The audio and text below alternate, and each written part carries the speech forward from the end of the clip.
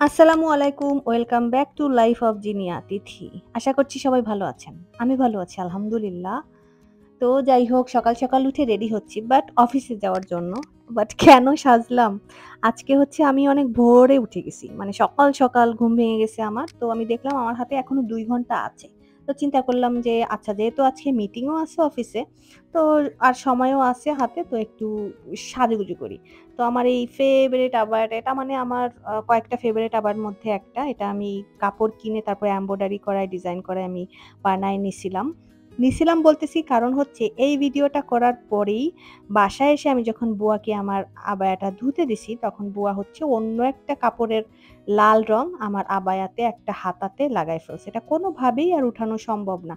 এবং আমার এত মেজাজ খারাপ হইছে পরে হচ্ছে আমি ওই হাতাটা কেটে ফেলছি। আর বাকিটুকু রেখে দিছি যাতে আমি আরেকটা এই কাপড় সেম কিনবো ইনশাআল্লাহ যদি পাই। উম তারপরে হচ্ছে আমি এটা আবার এমব্রয়ডারি করাবো। কারণ আমি এই আবায়াটা আমার অনেক পছন্দ। এই ধরনের কালারের আবায়া কিনতে পাওয়া যায় না। বানানো ছাড়া গতি নাই। তো এই আরকি আমি একটু ঘড়ি পড়লাম, পরে একটু টুকটাক রেডি হলাম, একটু লিপস্টিক দিলাম আরকি। আর গ্লাসটা গ্লাসটা চেঞ্জ করছি। আমার রেড কালারের যেই গ্লাসটা ছিল ওটা পড়ছি। তো এই আরকি এই হচ্ছে আমার ফাইনাল লুক। বাট বিশ্বাস করেন এই ভিডিওটা করতে যে আমার এত মন খারাপ হচ্ছে যে এই ভিডিওটার পরেই আবায়াটা তো আর আমার থাকলো না। আমার মানে অনেক কষ্ট পাইছি আবায়াটার জন্য। নরমাল অন্য আবায়া গেলেও হয়তো এত কষ্ট পেতাম না আরকি। তো যাই হোক, এরপরে রাস্তায় বের হয়ে দেখলাম যে বৃষ্টি হচ্ছে। এরপর এক গাদা পানি ঝাঁপায় রিক্সায় করে আমি গেলাম অফিসে। ভিডিওটা কয়েকদিন আগে করা সেজন্য আরকি বৃষ্টির সময় আরকি। এই যে কিছুদিন আগে বড় একটা বৃষ্টি গেল ওই সময়। তো অফিসে মিটিং এ আমি একটু আর্লি চলে আসছি আজকে। যেহেতু অনেক মানে তাড়াতাড়ি উঠছি আর দেখলাম যে বৃষ্টি যেহেতু হচ্ছে তো আরো বেশি বৃষ্টি আসার আগে অফিসে চলে যাই। তো অফিসে এসে এখনো আপুরা আসে নাই। তো আমি হচ্ছে আমার বেসিক যেই কাজগুলো ওগুলো করতেছিলাম। কারণ একটু পরেই সব সাপ্লায়াররা আসবে।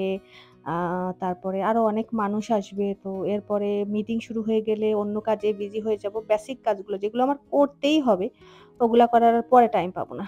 তো আমি চিন্তা করলাম যে ওইগুলো আগে সেরে ফেলি। আর আমার কলিগ আপুরা ওনারা এখনো আসে নাই। তো এই আরকি। আ এইজন্য আমি একটু ভিডিও করার আ সুযোগ পাইছি।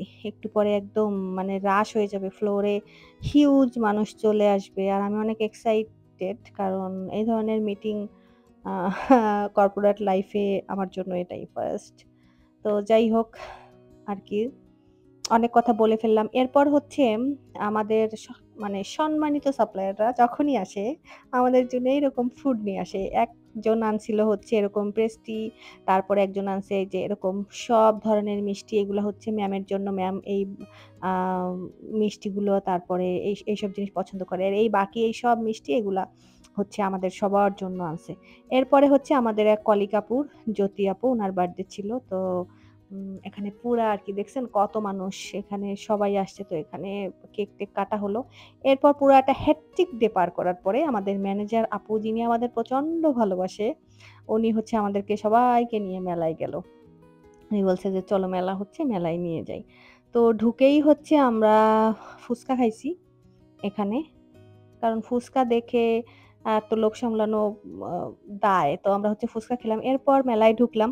মেলায় ইউজুয়ালি নরমাল যেই শপগুলো থাকে প্রত্যেকবার, তো ওগুলোই আ ছিল আরকি। নরমাল আ ছোটদের খেলনা, তারপরে জুয়েলারিস, তারপরে হাতের কাজের ড্রেস, পাকিস্তানি ড্রেস, বাটিকের বিছানা চাদর এইসব টুকটাক ছিল আরকি। আমার আসলে এই ধরনের মেলা থেকে কিছু কেনার থাকে না। কারণ আমি তো আসলে এই ধরনের জিনিস পড়ি না। যেহেতু আবায়া পড়ি এগুলা কোনো কিছুই আমার কেনা হয় না, যায় না। বাট একটা নতুন স্টল দেখলাম সেটা হচ্ছে একটা ক্যান্ডেলের স্টল। অনেকগুলা ক্যান্ডেলস ছিল এর মধ্যে। এরপর হচ্ছে আমরা একটা কেক খাইলাম। মানে অফিসে এত কেক খাওয়ার পরে তারপরে আমাদের কফি ফ্লেভারের কেক খাইতে ইচ্ছে করছে। তো আমরা হচ্ছে এখানে কফি ফ্লেভারের কেক নিলাম। এরপর কেক খেয়ে আমরা আবার মেলায় ঘোরাঘুরি শুরু করলাম আরকি। এখানে টুকটাক সবাই কিনতেছিল। আমি কিছুই কিনি নাই। এই বক্সটা একটা কলিগ আপু কিনছে। তারপরে কেউ জুয়েলারি কিনছে। এরপরে একটা স্টলে দেখলাম গরম মানে পাকোড়া, তারপরে চিজ বল, চিকেন ড্রামস্টিক এগুলা আ ভাজতেছিল। তো আমরা হচ্ছে ওইগুলা নিলাম, ওইগুলা খাইলাম আরকি। সবাই আমরা চিকেন ড্রামস্টিক নিছি, আমিও নিছিলাম। তো এরপর হচ্ছে আপু যে কলিগ আপুর জন্মদিন ছিল উনাকে 3 পিস কিনে দিল। এর আগে হচ্ছে আরেকটা কলিগ আপুর বার্থডে গেছে, উনাকে এই লাল টুকটুকে শাড়িটা পছন্দ করছে, উনাকে কিনে দিল।